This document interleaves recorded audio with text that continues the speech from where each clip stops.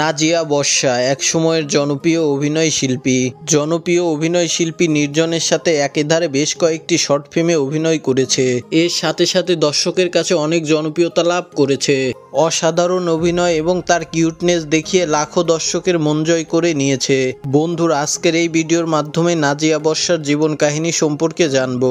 আজকের এই ভিডিওর মাধ্যমে জানতে পারবেন তার জন্মস্থান কোথায়, মাসে কত টাকা ইনকাম করে, তার বয়ফ্রেন্ড আছে কিনা, এসব সহ অজানা আরো অনেক কিছু।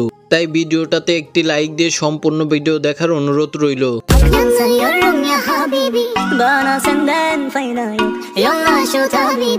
নাজিয়া বর্ষা মূলত শখের বশে অভিনয় শুরু করেছিল। বর্তমান অভিনয় তার পেশা হিসাবে রূপ নিয়েছে। বর্তমান নাজিয়া বর্ষা ঢাকায় বসবাস করছে। নাজিয়া বর্ষার অভিনয়টা শুরু হয়েছিল বর্তমান বাংলাদেশের জনপ্রিয় অভিনেতা নির্জনের সাথে। তোমার আমার শহর, স্কুল, লাভ স্টোরি, টাস্ট সহ একেধারে নির্জনের সাথে বেশ কয়েকটি শর্ট ফিল্মে অভিনয় করে।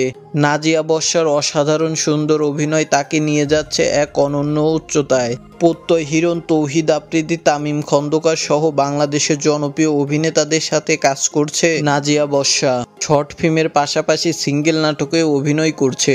শর্ট ফিল্ম এবং একক নাটক করে নাজিয়া বর্ষা কত টাকা পারিশ্রমিক নিয়ে থাকে তা সম্পর্কে সঠিক ধারণা দিতে পারছি না।